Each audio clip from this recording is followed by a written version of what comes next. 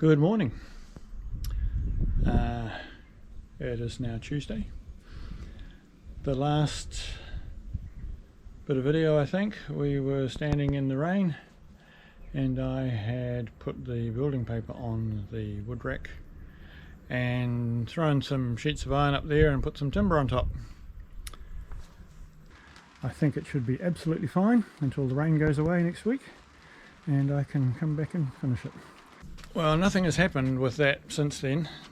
Sunday was Sunday, and yesterday I spent what I had of the day moving things into the wood rack, sorting out all the little bits of timber and not so little bits of timber that really were just rubbish or not reusable, and throwing them in the trailer and then taking that away to be recycled.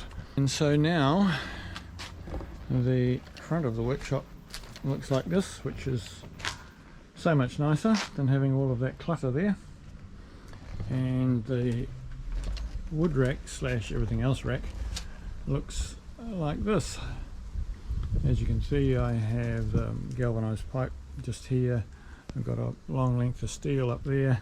There is other steel to go in there, and also PVC piping I need to put in there, and I still have a stack of timber that was the floor of the metal shed before I moved it, which is in the wooden shed, which needs to come down here, and a couple more planks, and still some stuff to go in here. But I'm pleased with progress. All the pegs are now down this end, which was the plan.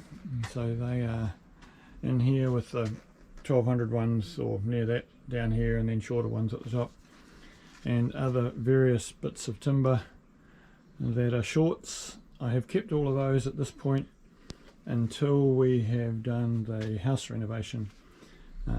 They could just be handy for chocks and blocks and things like that you sometimes need when you're doing those kind of things. And if we don't need them, then once that's all done, then I will dispose of them. The poles and posts and things are still down and under here, and that's because I still haven't moved all of this iron here. I'm going to use this metal frame in the veggie garden, but the project today is to get this roof on and get it secured. I will crack on and get on with that. So the first thing I need are some ladders and some planks.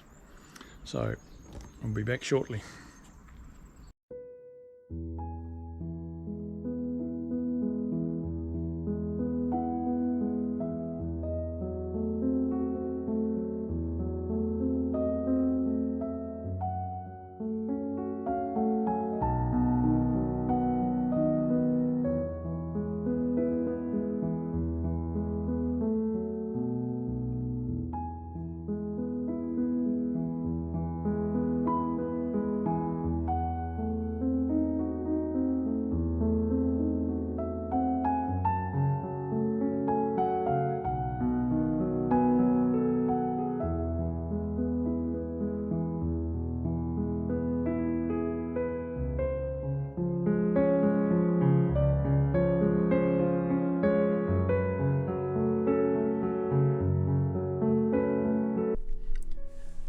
This is the point at which I was making sure that I had all the undersheets and oversheets in the correct sequence.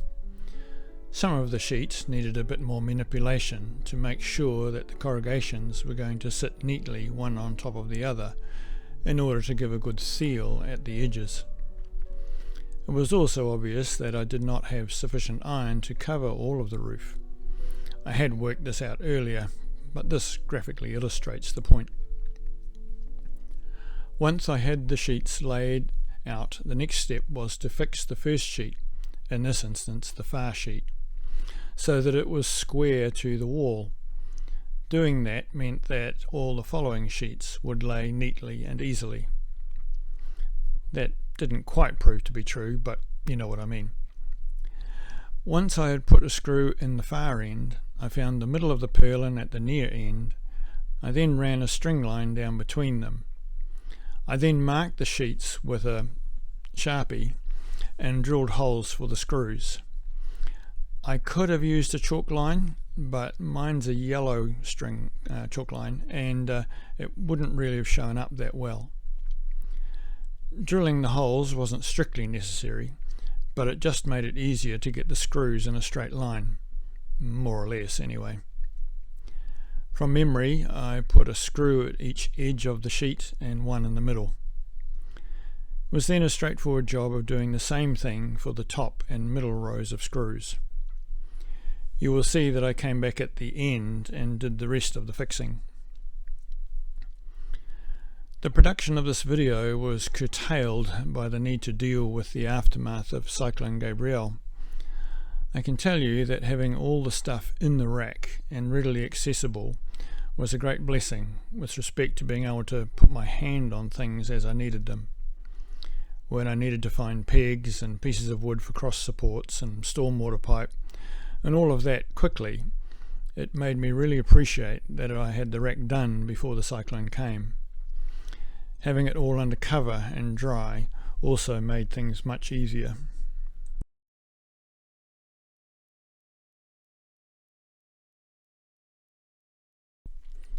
It was at this point that I realised the sheet wasn't sitting properly over the sheet next to it. I removed a screw so that I could realign it. Sadly, I struggled with the sheet for a good few seconds before I realised the reason it wasn't moving was that there were still 2 screws in it. Ho hum. Eventually I realised that the sheet wasn't cut square at the top. I tried to cut it with a pair of tin snips, but then realised I was making the job harder than it needed to be, and I fetched the grinder with the cut-off wheel from my workshop. I also brought the rafter square out, as the speed square wasn't really adequate to the task, as in it was a bit small. Once I had a good square end on the sheet, everything was straightforward. After I had fixed the last sheet, I then went down the roof and put all the rest of the screws in all the sheets, as I said previously. I didn't pre-drill most of these holes, as I had the screws either side to line up with, and all these screws were only going through a single sheet of iron.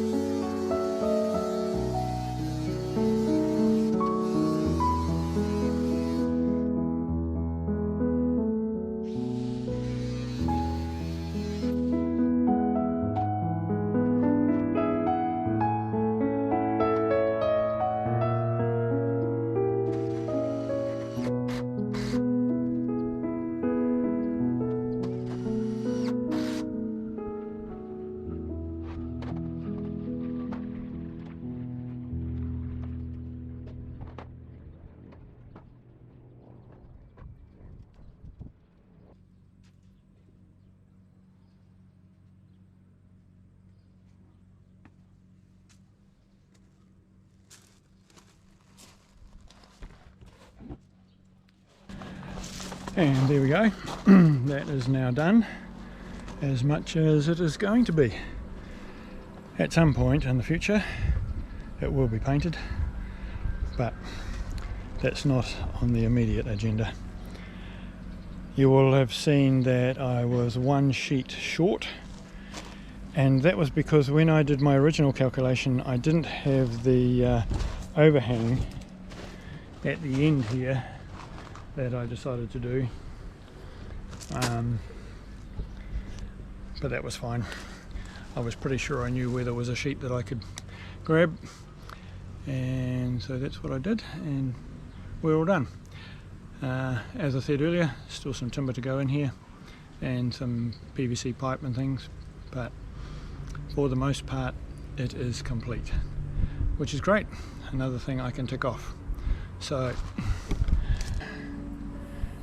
thanks for watching, and I hope you were entertained, and I'll catch up with you next time.